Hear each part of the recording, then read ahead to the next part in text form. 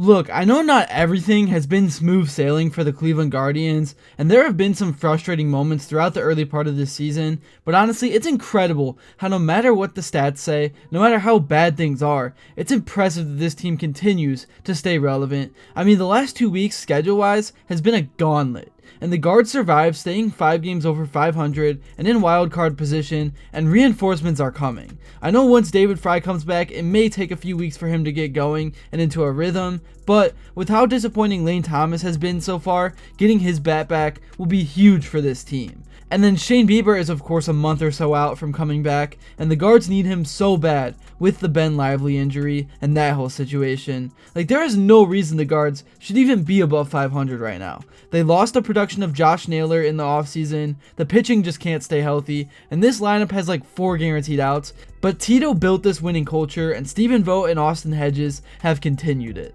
This team just finds ways to win. Even that Dodgers series, they got smoked, but then they came back and won the day game to limit the damage, and if the Guardians can survive June, get healthy, and get to July, then I think this is a playoff team, because July is the Guards' easiest part of the schedule. They play the Athletics, Rockies, Orioles, White Sox, and Twins, who they have owned, all in 1 month. The month of July is where this team can really start to separate themselves from the pack. But yeah, reinforcements are coming. Jose Ramirez is red hot on a 21-game win streak. The pitching, despite being hurt all the time, has found ways to be bearable. Obviously, Emmanuel Clase started his season out in brutal fashion, but he is kind of starting to find his stride. Cade Smith has been electric. There are new heroes in every single win. Like, even in that day game, Nolan Jones, who this year has been abysmal at the plate, went 3 for 3 and drove in the game-tying RBI with a 2-out, 2-run single to left. In this video, I want to talk about how the Guardians have been getting it done and just get back up to date with this team, because I know it's been a while since I've made a Guards video and I apologize for that. But before I do get into all that stuff, I have a quick update from Cleveland's Cool Clothing. They have a few new special releases for this Guardians season, including some Jose shirts. They got Class A, the plain logo t-shirt with a mix of the new and old logo. That one is definitely my personal favorite. And at checkout, if you use code SPENCE, you will receive 15% off your order. This is a local Cleveland business, so if you love Cleveland and if you love the Guards, or even the Browns or the Cavs, they got merch for everything. Please go check them out. Everything will be linked at the top of my description. Alright, getting back to the video, we have to talk about Jose Ramirez because he is red hot on a 21-game hitting streak at the time of this recording, and he is just hitting everything in sight. Clutch moments, marginal situations, doubles, singles, home runs, being a menace on the base paths. He has been the spark, keeping everything intact, and he could have not chosen a better time to get hot because things could have fell apart over the last 2 weeks very easily. When the Guards got swept by Cincinnati and every game was getting rained out, or they were just playing in awful baseball conditions, this team could have gave in and gone down the rabbit hole and shown negative body language and effort, but Jose has been the one shooting this team out of a cannon. He led the way in the huge series win against Detroit. Jose just loves playing in Comerica, and then he had 3 hits in the win against the Dodgers. Jose is just amazing. It's hard to put into words what he means to this team in this city. Not many, actually no players are willing to take a hometown discount these days, and the Guards need Jose to continue to lead the way until they get healthy and start to get some of their guys back. And speaking of that, it kind of sucks what has been happening with the progression of Chase DeLauder and Travis Bazzana back in the minors. Things have gone rather slow, and now all of a sudden Bazzana is hurt, which makes his path to get to the bigs this season even more difficult. And man, I was really hoping that he would be ready to go in time, but the Guardians most certainly aren't going to force anything if it's not time.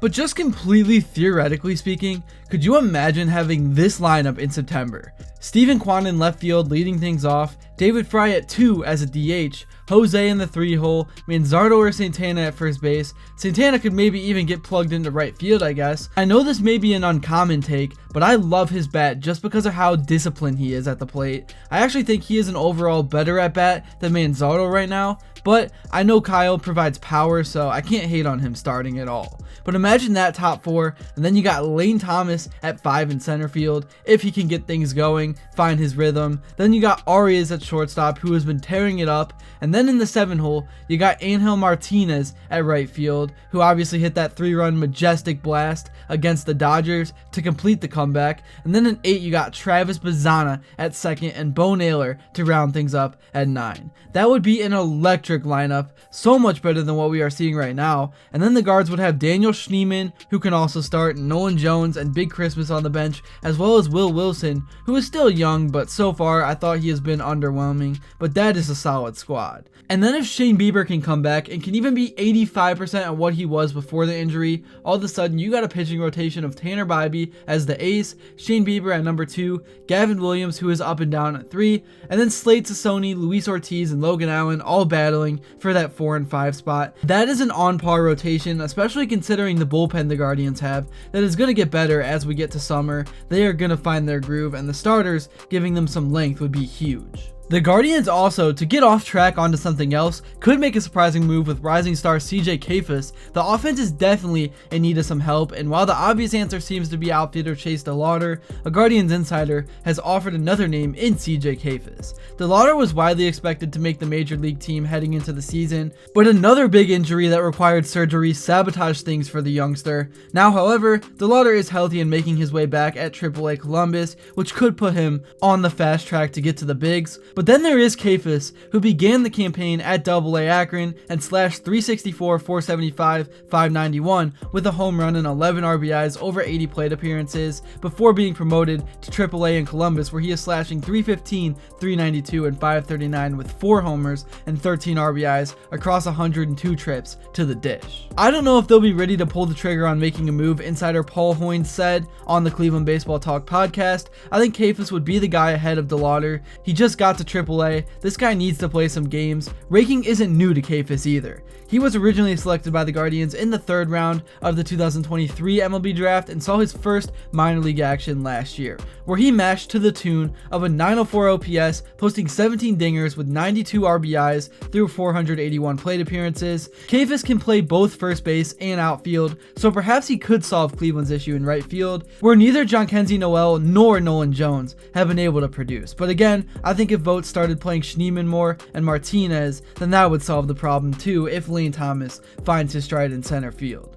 But there is a lot more to this. It's all health. I would love for the Guardians to make a deadline move, even though I know they won't because the Dolans never do anything. And really, at the end of the day, it's nice that the Guardians continue to surprise everyone and they continue to play good baseball. But until the MLB puts some sort of restriction in place in terms of the spending, until the Dodgers and Yankees aren't allowed to spend 5 times more money on their team, the Guards will not be seeing a World Series. So it really does kind of make all of this feel pointless, but I guess it could be worse. You could be like a Rockies or White Sox fan or something.